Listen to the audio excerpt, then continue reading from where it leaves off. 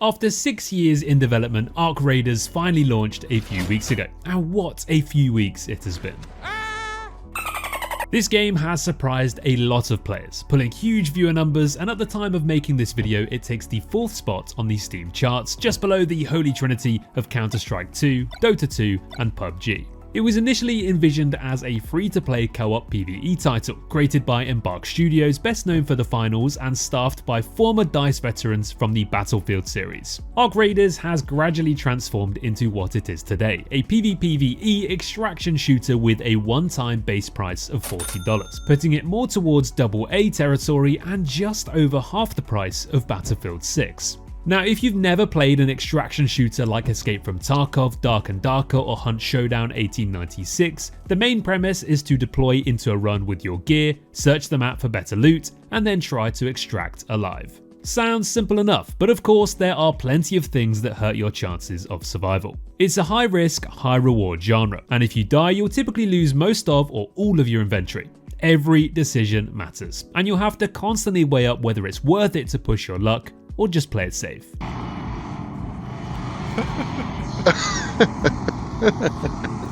For most of its history so far, the extraction shooter genre has leaned more towards hardcore audiences with in-depth mechanics and execution.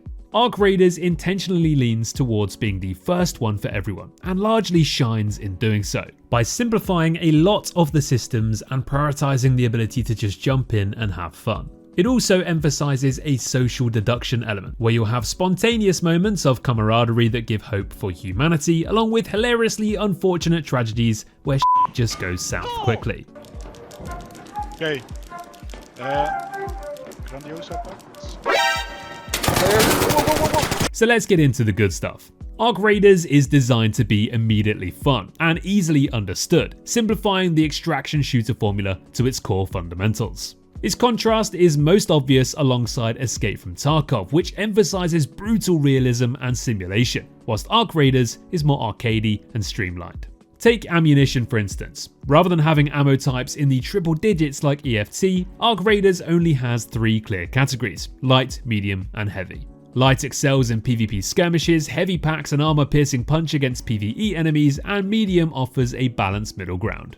It's an elegant simplification that preserves tactical choice without overwhelming players with homework. Inventory management follows the same philosophy. Instead of Tarkov's inventory management Tetris, where every item has its own shape and weight, Ark Raiders makes each pickup occupy a single slot, although weight still does play a part. While Escape from Tarkov primarily focuses on being the ultimate military gun fantasy, Ark Raiders has a wide arsenal of gadgetry, ranging from deployable barricades, mines and zip lines, allowing squad members with lesser aim to still provide value with utility, whilst the better aimers can focus on doing the business in direct combat. Make no mistake though, even with these design choices, Ark Raiders still provides plenty of room for mastery and skill expression. If Tarkov is the genre's Dota, offering limitless death in exchange for a 1,000-hour tutorial, Ark Raiders is its League of Legends, the first truly low-floor entry point to this genre.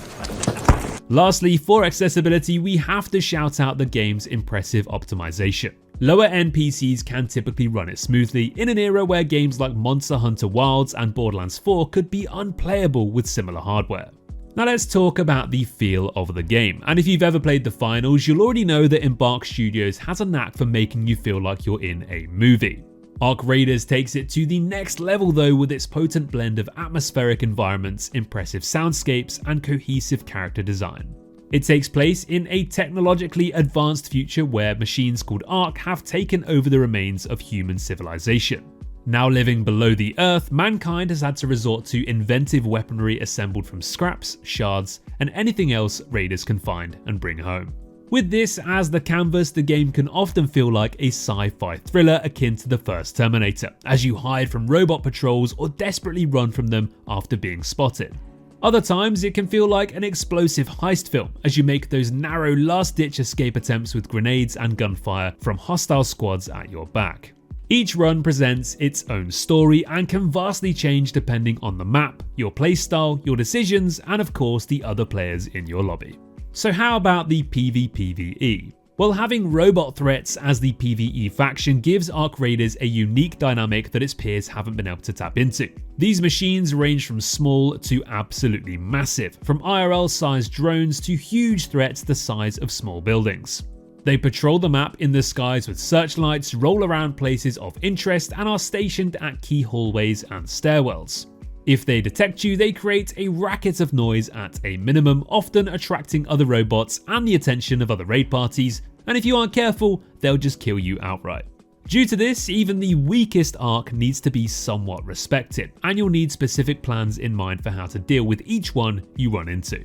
The PvE element complements the PvP element beautifully. Every time a raider tries to loot, they take the risk of alerting the Arc. When an Arc is after a player, it becomes evident as their light changes to yellow when suspicious and red when they're in kill mode.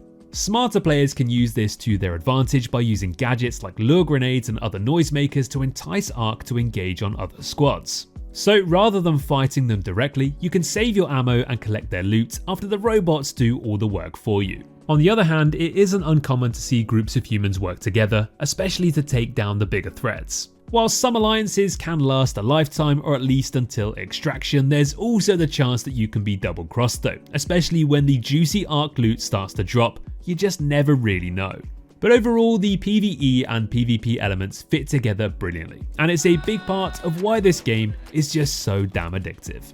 Okay, so no matter how good the rest of the game is, having a third-person perspective as the only option just isn't for everyone, and for some players, it might be a deal breaker.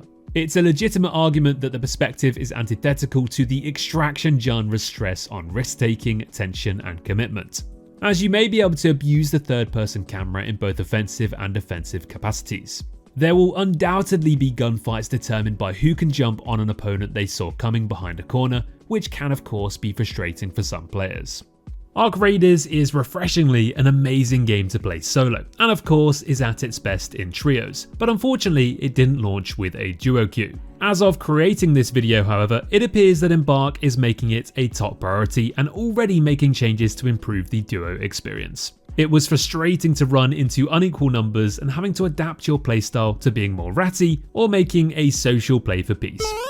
So it's great to see them acting so quickly. Now, for a game that relies so much on inventory management, the user interface of the menus and their systems can leave more to be desired. A clear head scratcher is the absence of a search bar, which makes looking for a particular item in your ever-expanding storage a bit of a pain. Likewise, the lack of filters adds unnecessary friction to crafting and upgrading. After an unfortunate death, it can take a bit of downtime to recraft your equipment, but it would go a long way if they introduced options for saved loadouts. That being said, these are mostly nitpicks, but they do add unneeded frustration and time spent when all you want to do is just jump straight back into the action. Lastly, something that might be a downside depending on your perspective is the game's use of AI. Essentially, the devs paid voice actors to use their voices to generate voice lines used for pings and things of that nature.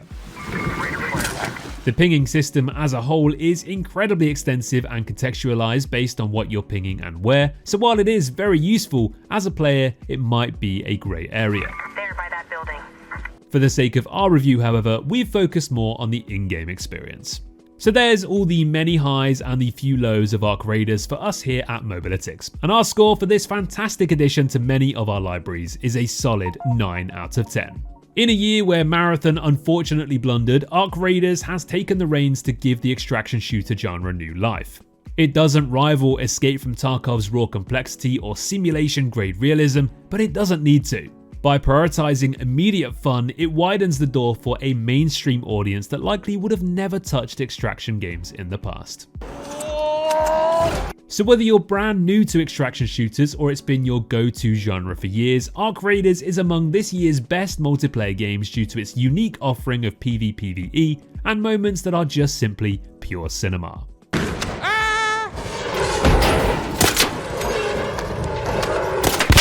There we go. For many people, it'll also be their overall game of the year. One thing that can't be denied is that we're likely to see a wave of extraction games due to its success. Imagine a PvPvE Borderlands spin-off game. Sign me up.